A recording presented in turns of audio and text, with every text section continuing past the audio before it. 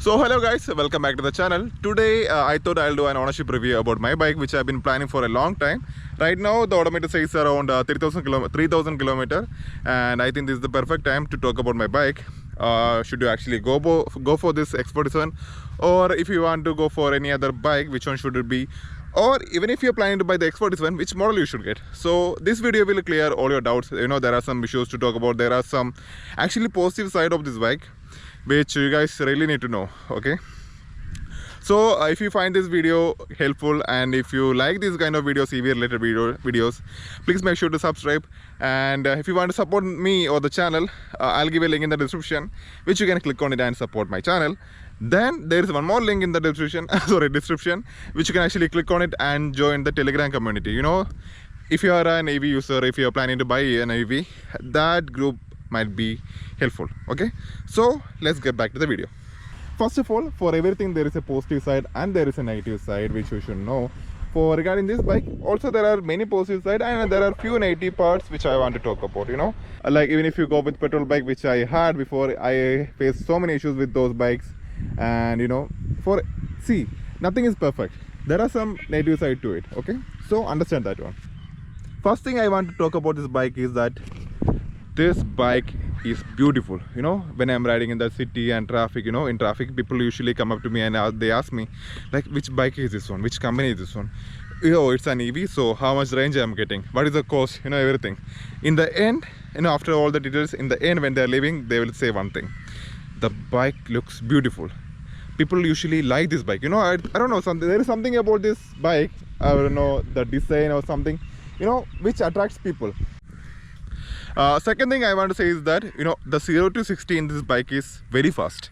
You know, it's really fast. You actually feel it. You actually feel something is really pulling you. Okay, so 0 to 60 is very fast, and even 0 to 100 it's really quick. But after 100 to 120, you know, the original variant, it will struggle a little bit.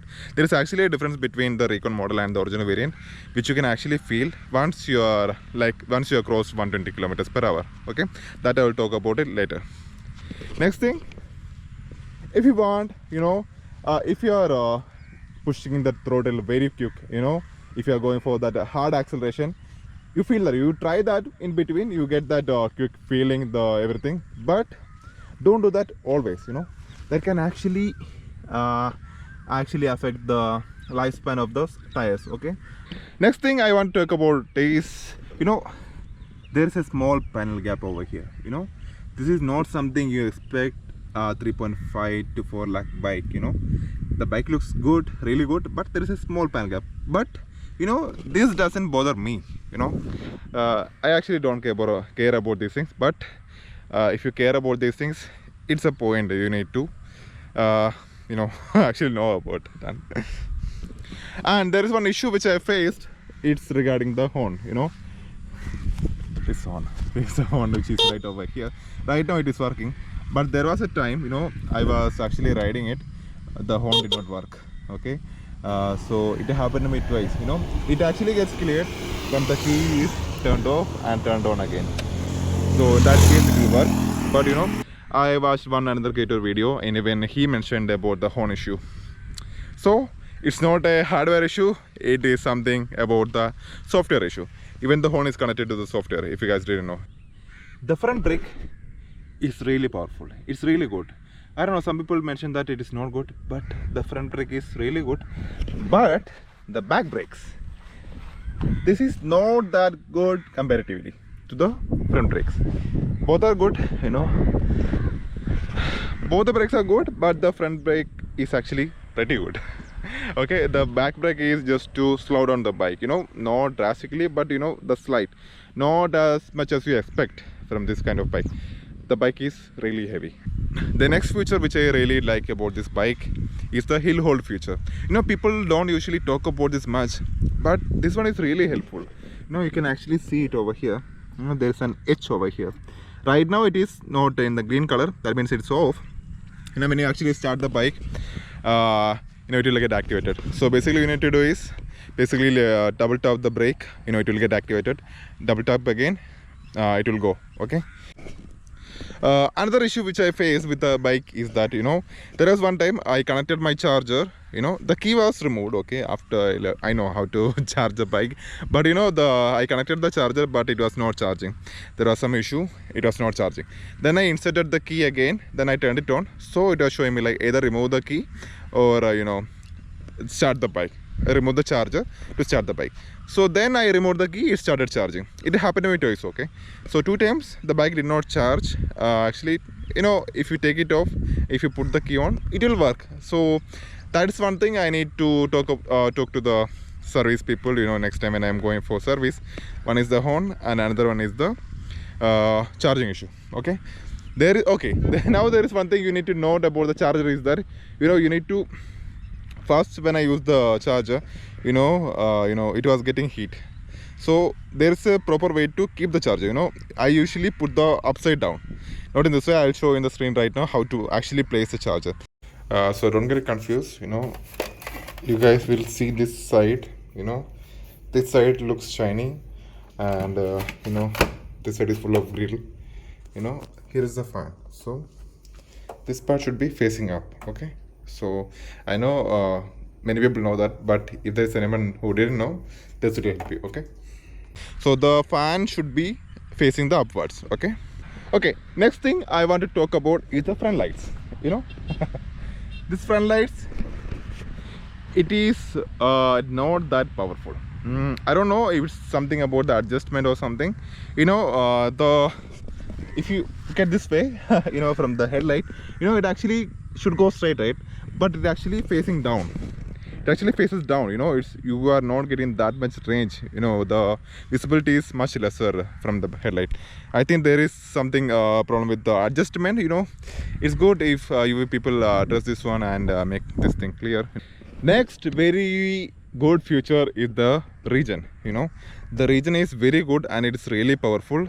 For my original variant, it's just in R2, but if you have the advanced control pack, you know, it will go till R9, which is a really good feature. You know, it can actually save you the brake pad. It can actually save the brake pad, plus, you know, it will actually give you more range in the city.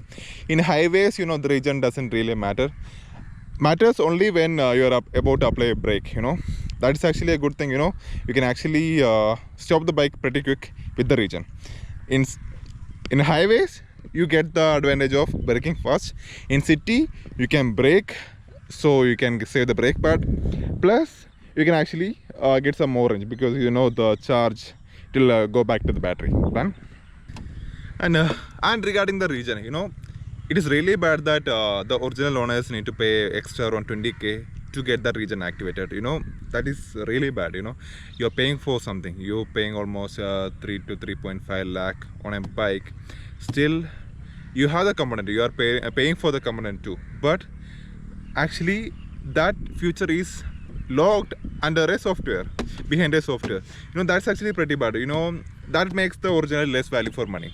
You can go with you know, even if you check the original plus, you know, with 3.5 lakh rupees, you can actually get the original bike with, you know, extended warranty of 5 years, plus you can get the advanced control pack with the Regen and traction control, plus you can get the onboard charger. With the original, just the base variant original, the bike price is 3 lakh rupees. You have to pay around 27,000 rupees to get the extended warranty of total 5 years, like 3 plus 2, plus you need to pay around 20,000 rupees to get the Regen, the advanced control pack. So total the price comes around 3.5 lakh. So basically, if you're going with the plus variant, original plus, you're actually getting the onboard charger free if you look in that way.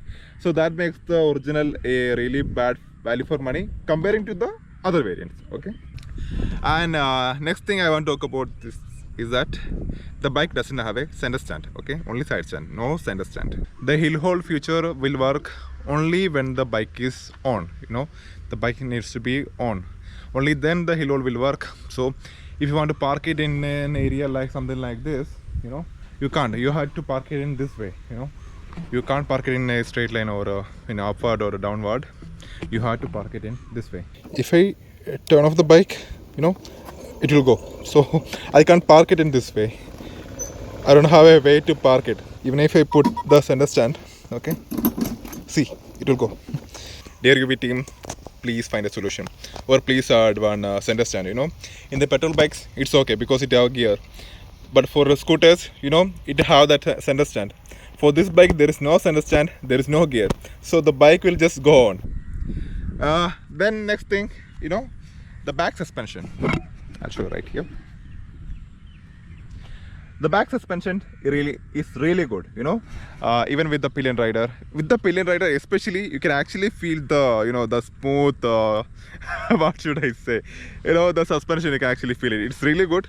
But the front suspension, which is over here, it's actually okay, quite okay.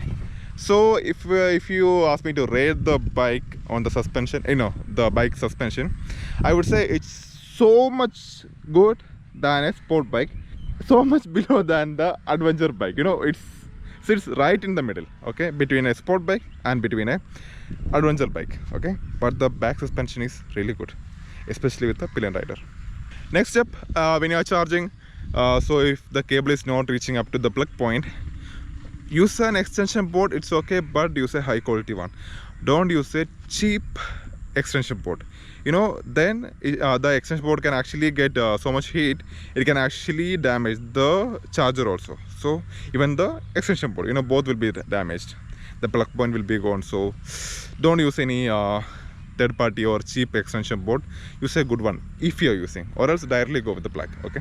And there is one issue which I face with the bike, is this one, this screw over here, this one, okay. This one or this one, I think, yeah, this one, okay, sorry, this one actually came out. You know, on the road, you know, suddenly like I was riding, you know, I could feel some sound coming, like it was actually moving, this thing, okay. And this was making a lot of noise.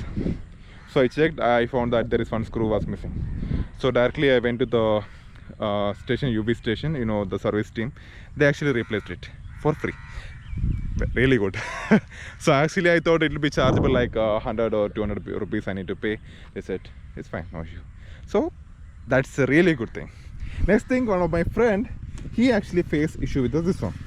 You know, this is actually not that strong, okay. So I haven't faced any issue, but I think he tried to put something on it, and you know, the pillion rider grab rail or the clamp, you know, I don't know what you call this thing. So this thing got broken. Even they replaced it for free for him. He actually texted me. So good thing from UV side. Right now, okay, let me talk about the Recon and the original variant. The Recon and the original, basically, if you ride it, if you take it for a test ride, you won't feel any difference. Why? Because you are not actually pushing the bike to the limit. You're actually maximum, you are going somewhere around like 100 to 120 maximum, okay. So basically what you check is the initial acceleration, everything, right? So actually there is a huge difference between the Recon and the original model with the power. Till 100 kilometers per hour the bike is same, but after 100 or after you go till 120, after 120 you can actually feel the difference between the Recon and the original. The Recon just goes on till 145, it's like straight path, done. But the original variant here, after 120, 125, it struggles, really struggles, and maximum I did was 130 kilometers per hour.